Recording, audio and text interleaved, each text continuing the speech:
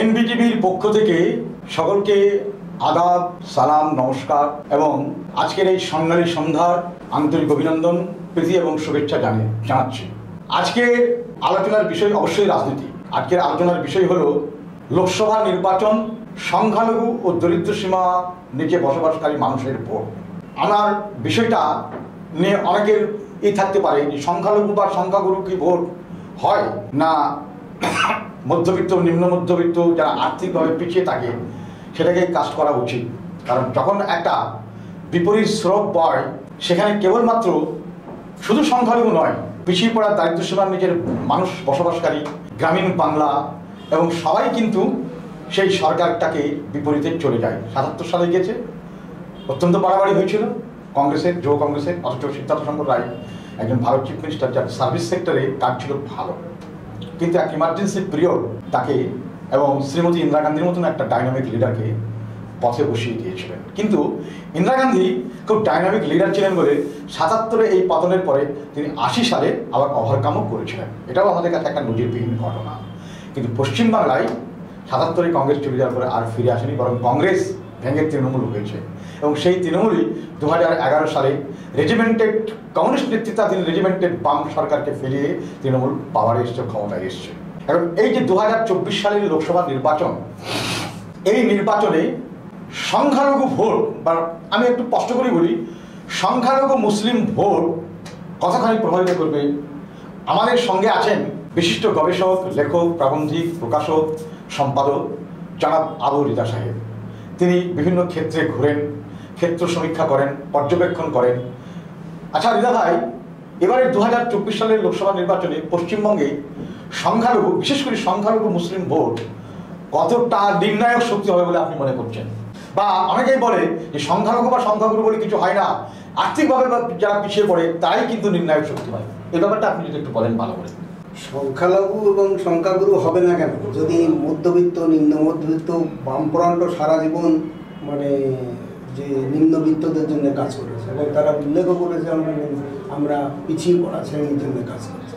পিছিয়ে পড়া মানুষ যদি একটা সম্প্রদায় হয়, সংখ্যালঘু পিছিয়ে পড়া শ্রেণীর মধ্যেই একটা প্রতিনিধিত্ব করে, মানে একটা। কিন্তু আমাদের এই রাজ্যে, অন্য রাজ্যে ঝাড়খণ্ড, বিহার, রাজস্থান, আসাম, ত্রিপুরা, এই যে বিভিন্ন রাজ্যের মাইগ্রেটিং সিটিজেন, রাজস্থান আছে, তারাও কিন্তু মাইগ্রেটিং সিটিজেন। আবার দেশভাগের, ধর্মের ভিত্তিতে দেশভাগের জন্য ওপার বাংলা থেকেও একটা বিশাল সংখ্যক মানুষ এসছে যারা উদ্বাস্ত, এরাও মাইগ্রেটিং সিটিজেন। এই সিটিজেনদের ভোটও কিন্তু ইউনাইটেড হয়, একটা দিকে চলে যায়। কিন্তু সংখ্যালঘু ভোটটার দিকে বেশি মানুষের আকর্ষণটা কেন? যেমন আমি বলছি, ২০১১ সালে যখন বামফ্রন্ট হেরে গেল, তখন কিন্তু সংখ্যালঘু ভোটটাকে একবারে মানে কাঠগড়ায় বসিয়ে দিল। তা আমি আমার এক সাংবাদিক বন্ধুকে বলেছিলাম যে ভাই আচ্ছা বলো তো, দমদমে কটা সংখ্যালঘু ভোট আছে? বামফ্রন্টের প্রবল প্রতাপশালী মন্ত্রী গৌতম দেব সেখানে হেরেছেন। যাদবপুরে বা কটা সংখ্যালঘু ভোট আছে? সেখানে কিন্তু ৩৪ বছরের একজন মন্ত্রী এবং ১১ বছরের একজন মুখ্যমন্ত্রী, এবং রীতিমতো শেষ কালচারাল মুখ্যমন্ত্রী বলা হয়, কবি মুখ্যমন্ত্রী বলা হয়, তিনি কিন্তু হেরে গেলেন এবং বিপুল ভোটের ব্যবধানে হেরে গেলেন। ৩০,০০০ ভোটের ব্যবধানে মনীষ গুপ্তর কাছে হেরে গেছেন এবং গৌতম দেবও হেরে গেছেন। এরকম অনেক জায়গা আছে যেখানে সংখ্যালঘু নাই, আসলে কিন্তু বামফ্রন্ট সরকারের অনেক মন্ত্রী, 13টা মন্ত্রী হেরে গিয়েছিলেন। এবার আপনি যদি ঘোরাঘুরি করে স্পষ্ট করেন যে সংখ্যালঘু ভোটের সুবিধাটা কোন জায়গায়, যে এই দিকে নজরটা বেশি থাকে রাজনৈতিক দলগুলো।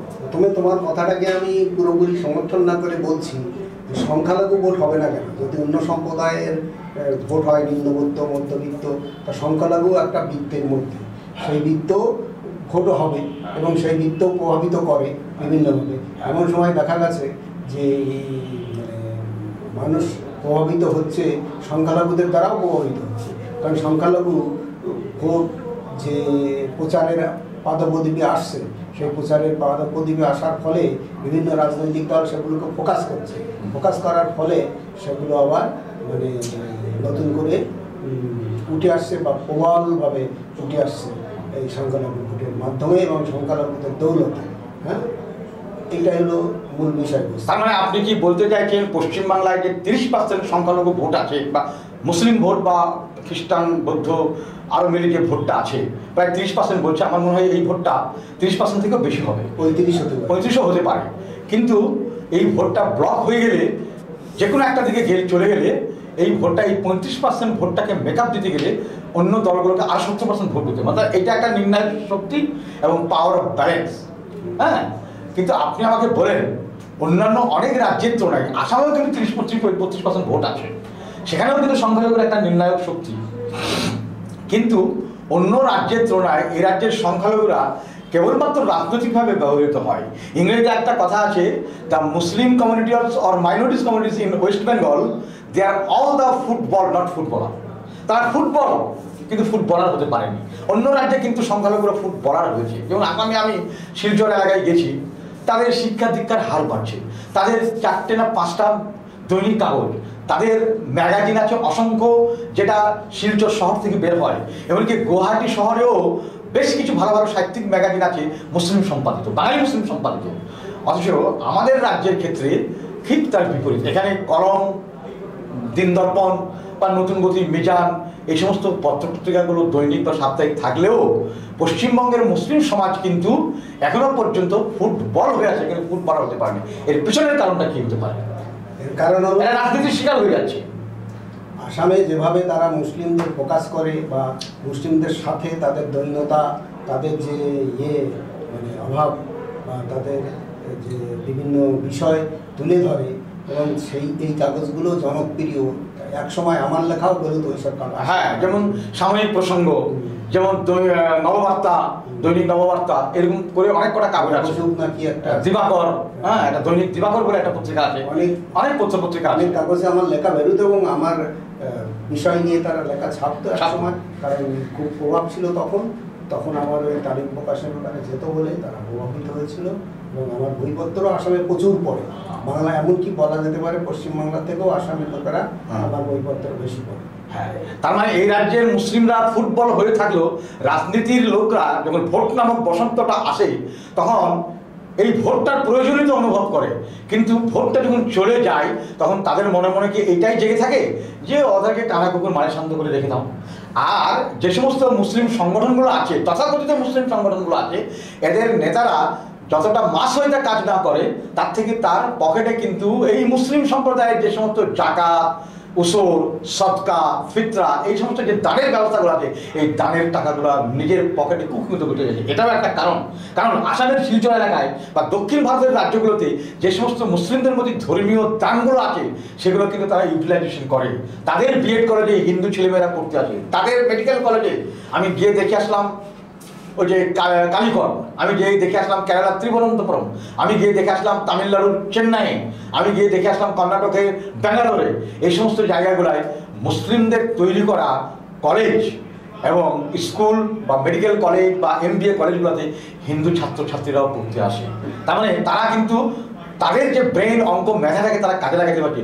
পশ্চিমবঙ্গের মুসলিম তথাকথিত নেতাদের সেখানে কি কোনো ঘাটতি আছে? প্রথম কথা, ঘাটতি সরকার বেশি করিয়ে দিয়েছে।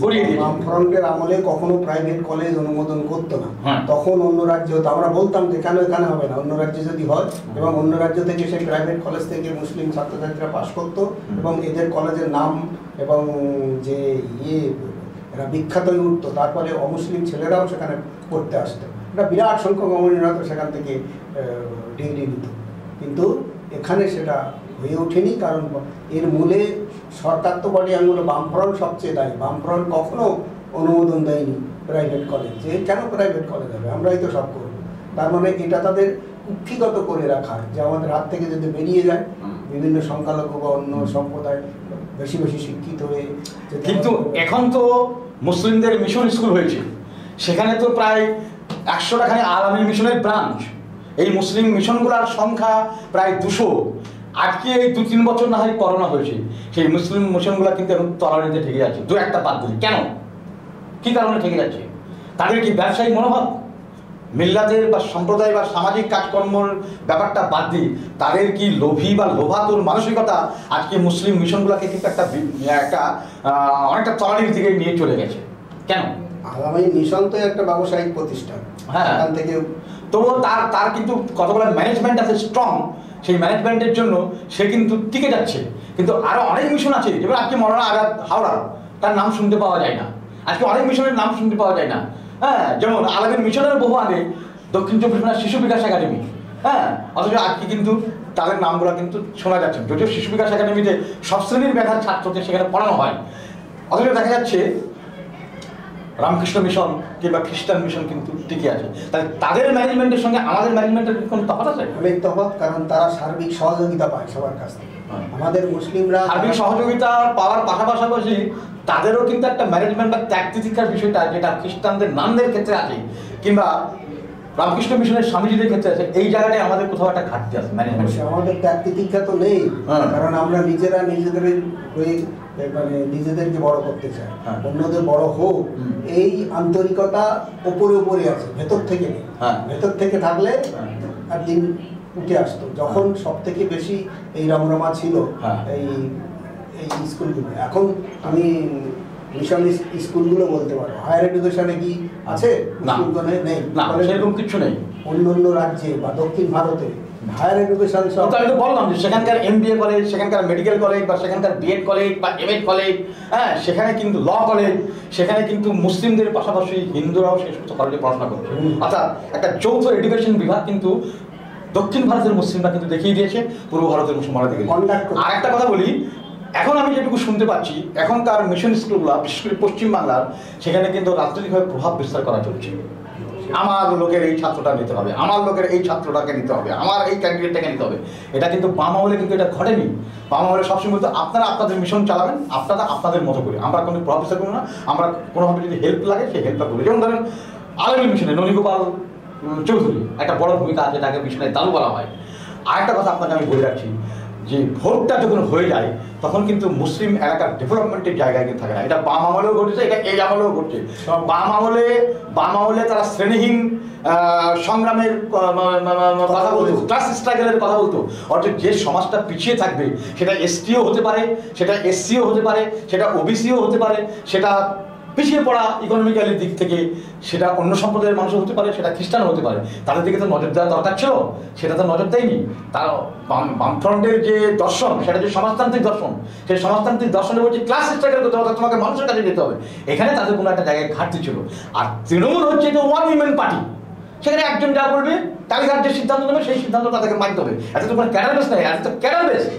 হ্যাঁ, অস্বীকার করার উপায় নাই। অবৈতনিক শিক্ষা ব্যবস্থা 12 ক্লাস পর্যন্ত তারা করেছিল, তার সফলটা কিন্তু গ্রাম বাংলার মুসলমানটা পেয়েছে। কিংবা ভূমি সংস্কার যেটা বলা হচ্ছে, বারগাঁও পাট্টা, তার একটা সুফল কিন্তু মুসলিম সমাজের মানুষ পেয়েছে। কিন্তু পরবর্তীতে যখন দেখলেন যে গ্রাম বাংলার কৃষিটা মুসলিমদের হাতে আছে, তখন কিন্তু আর বড়গাঁও মুভমেন্টের দিকে খুব বেশি ঝুঁকলো না। তখন এই বিলের পাট্টা ফাট্টা জমিগুলোর দিকে ঝুঁকলো এবং এইগুলোর দিক থেকেই নজরটা বেশি দেওয়া হলো। বড়গাঁর দিকে আর কিছু একটা ঝুঁকলো না। আমি বড়গাঁও মুভমেন্টের অনেক কিছু সাক্ষী আছে। কিন্তু আপনি আমাকে বলুন, তোমরা 34 বছর রাজত্ব করলে চাকরিতে হার মাত্র 3.5, এটা কি করে হয়? আর এই তৃণমূলের আমলে যে কথাটা তিনি ম্যান্ডেট দিয়েছিলেন যে সংখ্যালঘুদের জন্য আমি অনেক কিছু করবো, তাদের আমলেও চাকরিটা থেকে গেল কিন্তু 1%। অথচ এই ভোটটা কিন্তু ভোট হিসাবে ব্যবহার হয়, তখন কিন্তু মায়া কান্না করে। আর এখন কিন্তু যখন ভোটটা হয়ে যায় আর তাদের দিকে নজর দেওয়া হয়।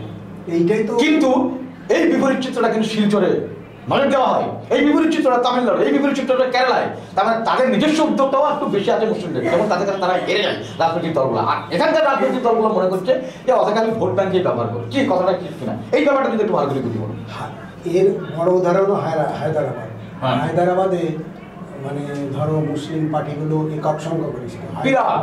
হ্যাঁ, হায়দ্রাবাদ এলাকায়, আমি রাজ্যের কথা বলছি, হায়দ্রাবাদ। তাহলে হচ্ছে কি করে? সেখানে তাদের কাজ হচ্ছে বলে এবং সেই কাজগুলোর সুফল অন্য সম্প্রদায় পাচ্ছে, সেই জন্যেই তারা একযোগে, শুধু মুসলিমরা তাদেরকে ভোট দিচ্ছে না, অমুসলিমরাও ভোট দিচ্ছে এবং দেওয়ার ফলে তাদের হাতে শক্তিশালী দৈনিক সংবাদপত্র আছে, তাদের হাতে শক্তিশালী দৈনিক ইলেকট্রনিক্স মিডিয়া টিভি চ্যানেল আছে।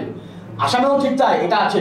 কিন্তু আমাদের যে দৈনিক মিডিয়াগুলোকে বলা হচ্ছে, এরা তো একটা বিশেষ দলের প্রতিনিধিত্ব করছে।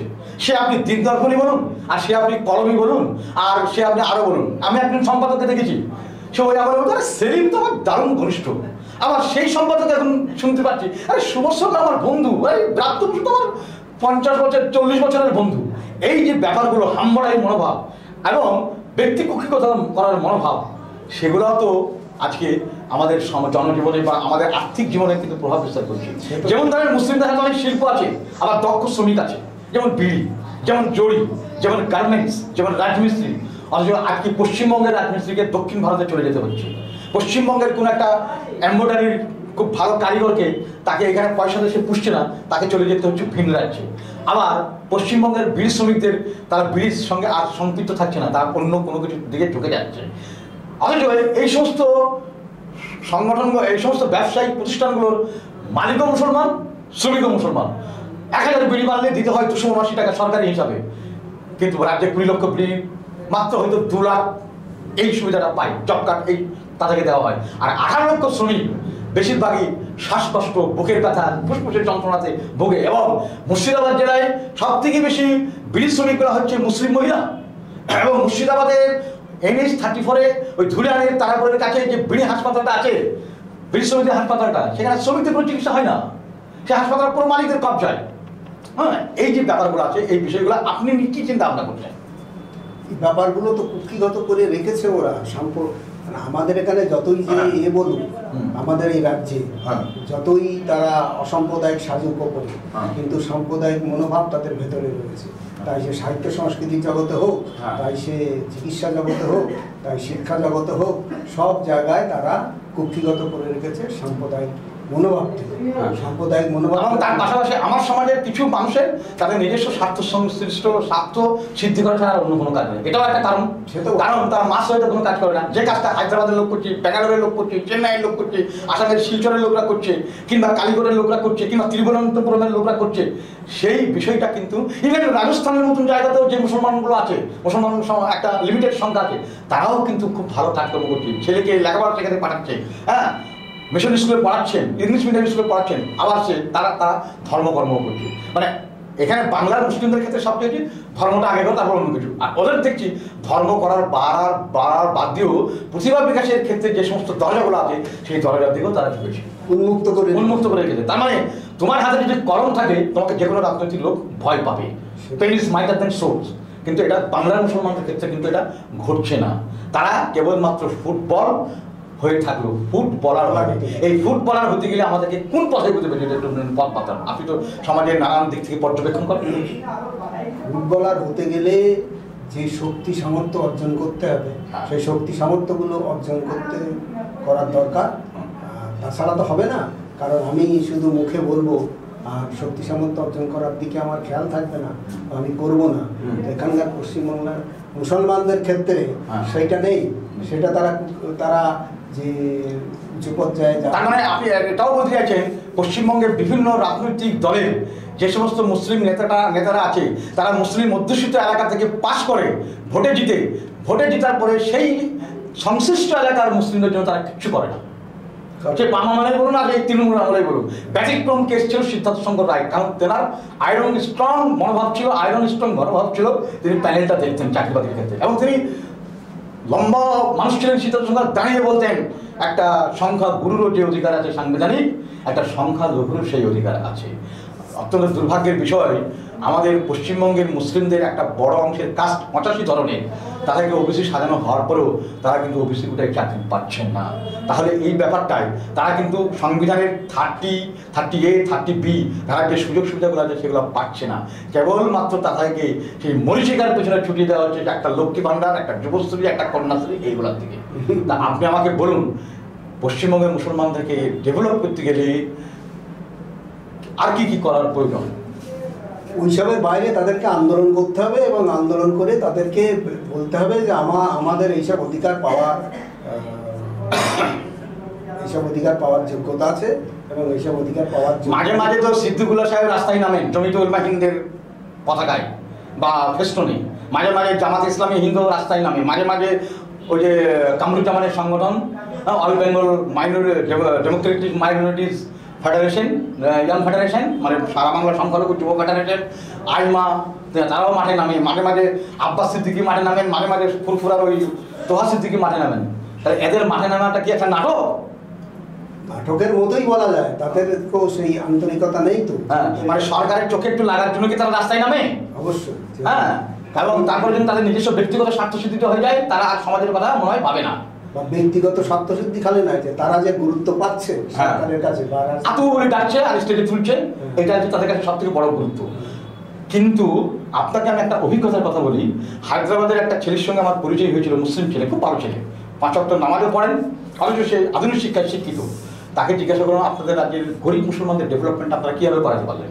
তখন বললো, আমাদের এখান থেকে যে সমস্ত ডাক্তার, ব্যারিস্টার কিংবা কি বলে MBA ছাত্র অথবা ইঞ্জিনিয়ার, তাদের একটা বড় অংশ চাকরি করে মিডল ইস্টের দেশগুলোতে।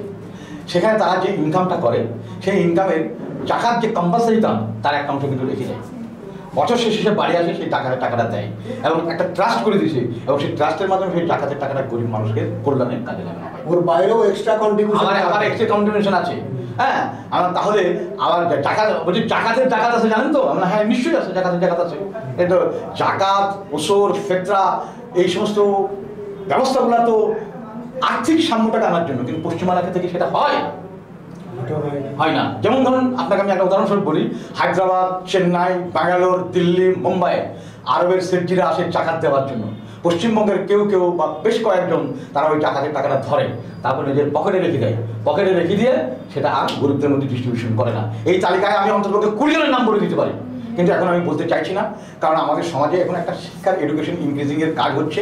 এডুকেশন ইনক্রিজিংটা হলে পরে শিক্ষা চেতনা আনে, চেতনা বিপ্লব ঘটায়, এইভাবে হয়। আজকে আমাদের সঙ্গে আবুলিদা সাহেব ছিলেন, তিনি তার মূল্যবান মতামত আমাদের সামনে বললেন। আজকের মতো এই অনুষ্ঠান এখানেই শেষ।